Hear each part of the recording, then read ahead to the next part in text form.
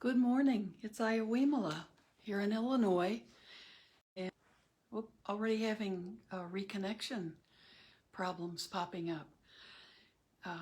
I'm here on March the 2nd, Tuesday morning. I wanted to show any of you who've missed my squirrel mug. So from the Lockmans, they sent this to me, I think, closer to my birthday, but it's just been a joy. Sometimes I sit it next to my statue, my squirrel statue. And I was reminded this morning that spring is coming because the squirrels are everywhere chasing each other up and down the tree. And I have 2 big bags of sunflower seeds in the trunk of my car that I need to get out today because I've completed the last that I had at home, and now I'm realizing in my tiny little front space I'm going to have to do some sunflower seed removal, some kind of project with the husk. So if anybody has ideas of what to do with the husk of black sunflowers, I'm trying to think of any holes that are out there that I could fill up with these. So this morning, and I have my mug because I keep getting kind of a laryngitis thing, so I'm trying to make sure I don't start coughing. So I wanted to sit with you, but I also wanted to read a little bit from Dhamma Everywhere. And this is by Ashin Tejaniya, or Sayadaw U Tejaniya. And he's a Burmese monk, but I think it's in Berkeley, it's in the Bay Area. There is a foundation that has all of his books, and it is, well, if you go under Tejaniya, it's Tejaniya, you can find his website, and the books are offered there for donation only. And they're beautiful books. These are really books that it's easy to dip into them anytime you want something to get your day going or to refresh you or just have so you can open to any page and find something that can inspire you or be a great teacher or remind you of something. So I found something I really wanted to read, but anything I look at. And he's talking about why we practice. So I'll stick with this. This is what I earmarked when I sat down with the book. And then we'll sit together.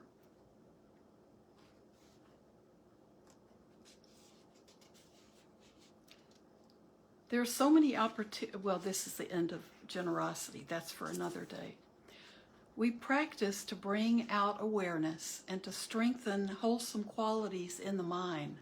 And this is practicing in our sitting meditation practice. But it's very expansive for him, so that practice includes a lot of our day. We become aware of objects when the mental faculties are balanced and sharp enough to be aware of them. We don't see something just because we want to see it. We only see as much as we are capable of seeing. Wow, we could sit with that. That could be that could be a whole lifetime, right? Intentionally putting strength into our practice doesn't necessarily strengthen awareness. We'll only lose that energy. Only when there is wisdom combined with awareness will the mind grow in strength. When we meditate with the right attitude and right view, our mind and spiritual faculties will improve, fueling a wholesome desire, and desire in Pali is chanda. fueling a wholesome desire to continue practicing. Alternatively, practicing with defilement-motivated attitudes will weaken the mind and body. We will also get bored with the practice, eventually losing the wholesome desire to keep on meditating. So if practicing with defilement-motivated attitudes weakens the mind and body, that's why we need to know what those defilements are, the ones that we're experiencing or that we contain. Why is it that the Dhamma, and this is big D, he distinguishes between big D Dhamma, which are the teachings of the Buddha and the teachings that we see in this natural world. So, and little Dhamma, little D Dhamma, those are any phenomena, anything that we see out, any object in this world that is our creation. So those are teachers as well, but that's the little D Dhamma actually means phenomena or objects. Why is it that the Dhamma, big D Dhamma, and the practice don't follow yogis? And yogis are just people who are meditation practitioners. Don't follow yogis out to their daily lives. Why don't yogis sustain the desire to meditate continuously and consistency? Is it because many yogis come to rest instead of coming to learn to be skillful in growing understanding? This is what grabbed me about this passage. The viewpoint of his meditation center. And so these are people who are coming for probably 5-day or 10-day or longer retreats. And he sees what we see all over here, even for a weekend retreat. It is because many yogis come to rest instead of coming to learn to be skillful in growing understanding. So people go to retreats to rest from a busy life, and sometimes the Dhamma that they're working with for the retreat is secondary or tertiary to just resting, and it's because of the life, the speed at which we live our lives, or rush around in our lives. A yogi whose practice is aimed at developing calm may stop practicing wholeheartedly when she reaches that state. On the other hand, a yogi who practices to understand the truth will not rest until she has understood thoroughly. If yogis became skillful in developing understanding, then they could use this practice anywhere. In fact, when the mind is in a calm, steady state, it is in a position to do Dhamma investigation. That's with a little d. It's ready to practice with intelligence and ready to study and learn about what is happening. If we don't realize that this is the way to proceed at this point, the greedy mind will just step in and enjoy this calm state, which is exactly what many yogis do. Why are we meditating? Do we meditate to calm the mind down? Or do we practice to understand things as they are? Tranquility is not an end goal, but a side effect in mindfulness meditation.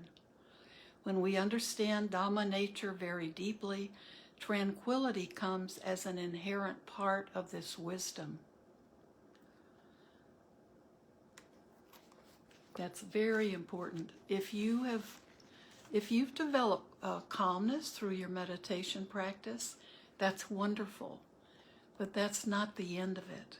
Keep going, keep going. We're going deeper than that. That calmness allows us to go deeper. But enjoy the calmness. Yogis tend to close their eyes when they want to meditate. Many yogis who have been practicing for some time may not be adept yet in meditating while looking, seeing, and talking, as they haven't had much practice in these areas. Keeping your eyes closed or open is not what is important. What is key is whether the mind is wholesome or unwholesome. Is looking the same as seeing? Can you see without looking? Ask some questions while meditating. This interest, inquiry, and curiosity can determine how narrow or expansive the field of awareness can be. If you limit yourself only to our discussion questions, this will only take you so far. In my early days of practice, I had heard people talk about the nature of impermanence. I asked myself, is there anything that might be permanent? I experimented and looked around. I still haven't found it, although it might be out there. So that's how we investigate, right? And that's how we make these the teachings of the Buddha become real. We have to experience it. When you just wait and watch, there is more awareness of objects and awareness of the mind, knowing these objects as well. You'll know for sure when there is awareness, and you'll also know for sure when awareness isn't there. First, awareness leads. Awareness and wisdom will rise together. Later on, wisdom leads. It's not so easy for this to happen. We need to gather a lot of information when we are doing the practice of awareness plus wisdom. And he's phrased that, he writes awareness plus wisdom, and that's something that he uses a lot in his writing. So that's why the book is entitled Awareness Alone Isn't Enough. That wisdom, we can be very aware, and if we have no wisdom, we get a different result, right? Why do we have to practice?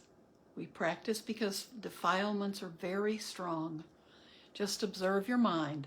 With anything that happens, is greed or aversion already present? Or is there awareness, wisdom? How does the mind feel when there are unwholesome mental states? What does it experience? Do you feel dissatisfied or frustrated by the experience? Or can you accept what is happening as it is? Continuing to practice with wrong attitude will only fuel more aversion, and you may eventually become discouraged with the situation. When there is right attitude with wisdom, it is possible for the mind to accept things as they are. But do note that while wisdom accepts whatever is happening as objects, wisdom does not accept unwholesome qualities in the observing mind. And when a yogi who is always watching the mind will notice each time that unwholesome mental state arises.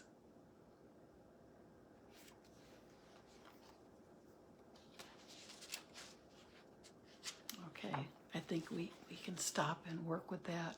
So we need to know what defilements of the mind means. We need to know what the ones in our mind are. And we need to become aware of them, because just like he says, when we're meditating, we begin to see those and we can recognize them. So if there's greed, or wanting to pull things to us, wanting to make things be permanent, if there's aversion, like I don't want this to be true, so I'm not going to see it as true, or I don't want to deal with this right now, I'll think about it later. Or if there's I just hate that. I hate that person. For so many years, my mom everything would be, oh, I just hate that. I just hate that color, or I just hate everything. And I was used to it when I was younger, and I'm sure a lot of that's become defilement for me. But as I got more and more into my practice, I would I learned not to react to it, but I could feel it every time she would say, "Oh, I just hate da-da-da." It just was a phrase for her. I would feel a little bit like somebody punched me. It would just be a physical reaction to such a strong statement of aversion. And we begin to notice things like that. We begin to notice that when we experience that defilement within our own mind, or we see sort of an outward manifestation of it in someone else's behavior, it's like, so becoming more sensitive to that is good. I don't think we have to take other people on and try to teach them about all their defilements, but we can certainly be aware of it as we become more aware in the world. So why don't we sit, and I'll just do a tiny bit of guiding. So mostly we'll just be sitting quietly for the time we have left. Okay. So let your body tell you it's time to sit. Get into the posture that is comfortable for you and you're at ease, or you can begin to be at ease. And your body will know from that attentive, even if you're on the floor, your body will feel the attentiveness and your awareness wanting to have this experience. And so just let your attention be on the body breathing.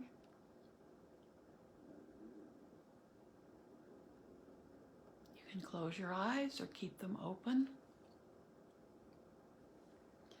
In our practice, or in my practice, I keep my eyes closed usually. But that's not the only way we can do it. We certainly do walking meditation, and I advise against keeping your eyes closed doing that. So what you do want to do is avert your gaze, or keep your gaze kind of down at an angle towards the floor or the space in front of you, maybe at least 6 feet from you and downward. And that helps cut out a lot of the things that can distract you. But we're learning all the time to be able to, you learn to raise your gaze, because you learn not to let a lot of things distract you from your practice. And what we see is a big one in our everyday lives.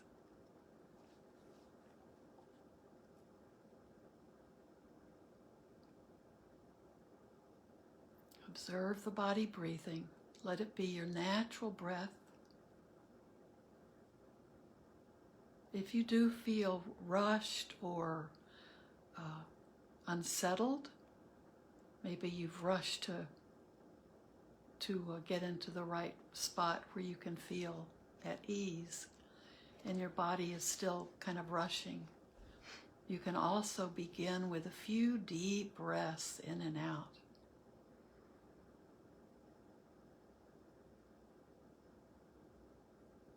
Just 2 or 3.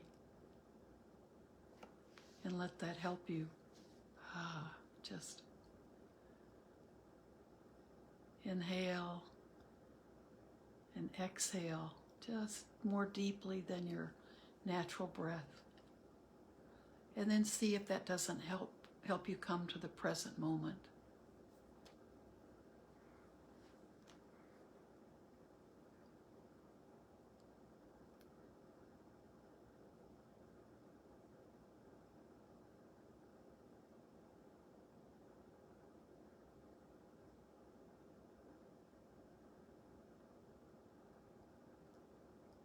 Just let your body keep relaxing.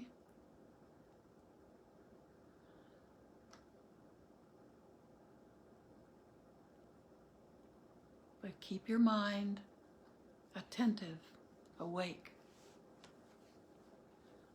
Sometimes teachers will say, keep it alert, but I think that might be signaling to us that maybe there's a big tiger behind us. So just let your body be attentive. There's no tiger.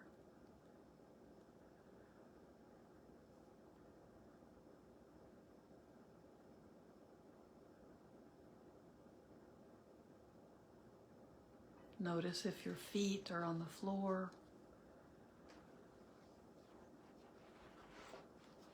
If your hands are resting comfortably and in a relaxed position in your lap, either palms up or palms down.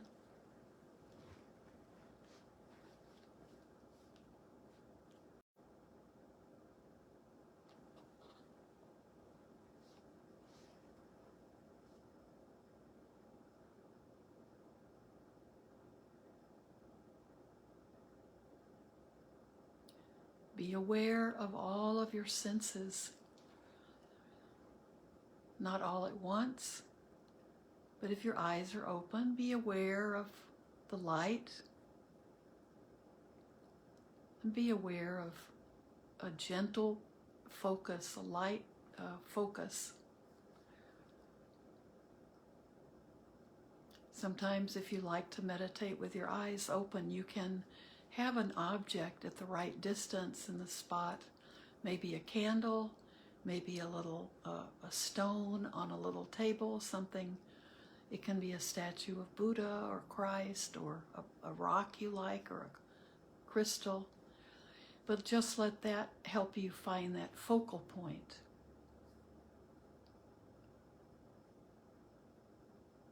And then your eyes can be open, but your attention is more resting on that object.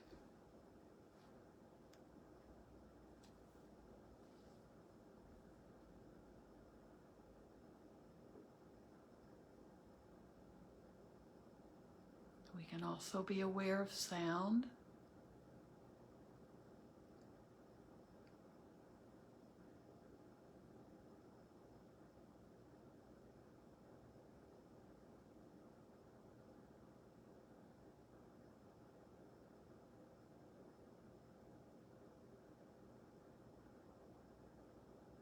Aware of any fragrances or smells or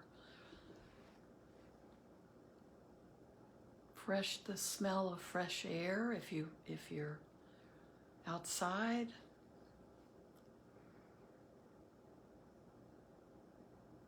If you like to burn incense, you may have a fragrance that you really are comfortable with.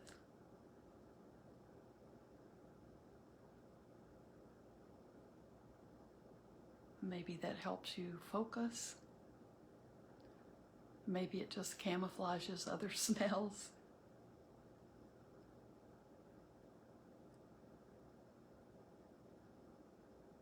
Be aware of the taste in your mouth.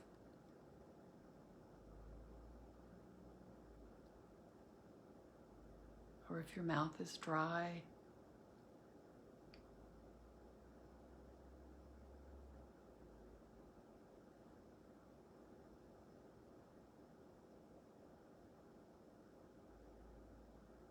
And be aware of your entire body. You're making contact with the clothes you're wearing, with the seat you're sitting on.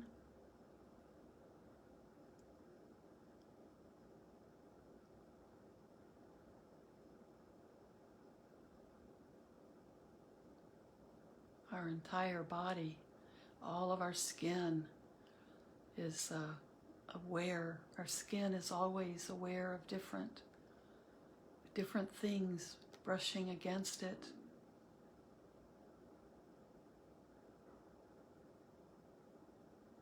Making contact, some pleasurable, some unpleasurable, and some neutral. The same with all of our senses. And they're funneled through that sense door into the sense consciousness. And then in our body we can feel pleasant, unpleasant, neutral.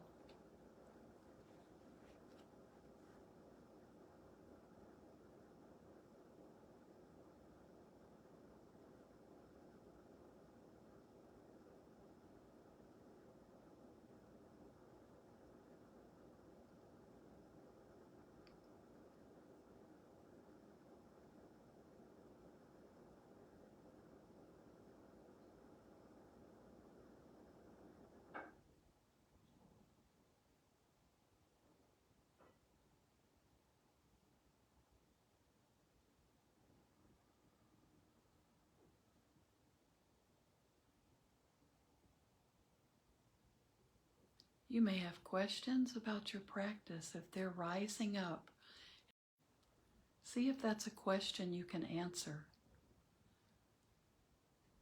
by observing, by listening.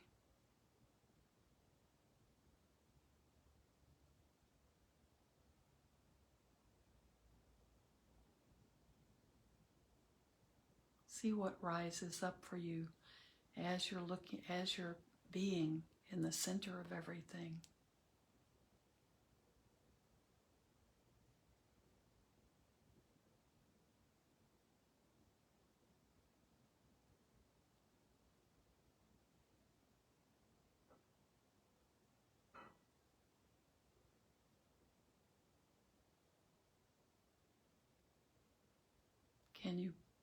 Can you see any defilement rising up? It might be a lens of negativity. Maybe you see things, you have a way that you almost always see things when you have that first contact.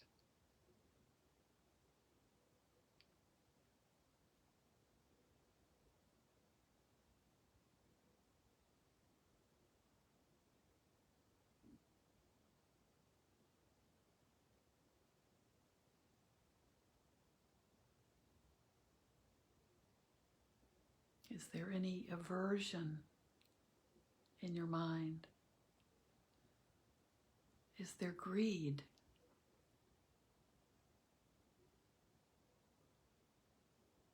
Is there delusion?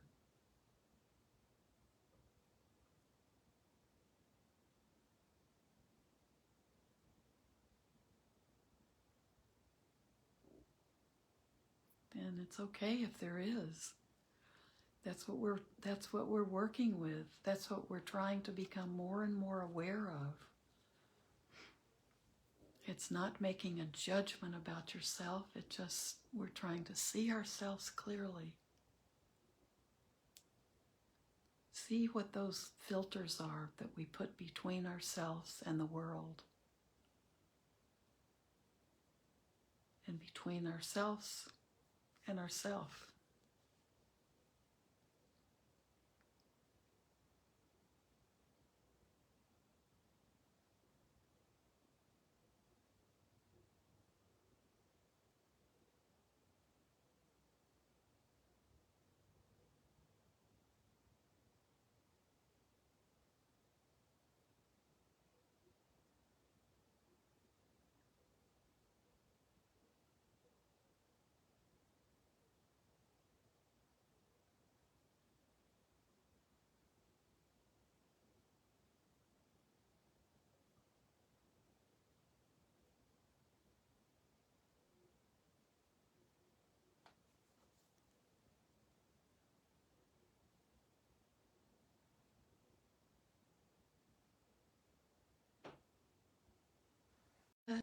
Spend more time just sitting with yourself, seeing what arises.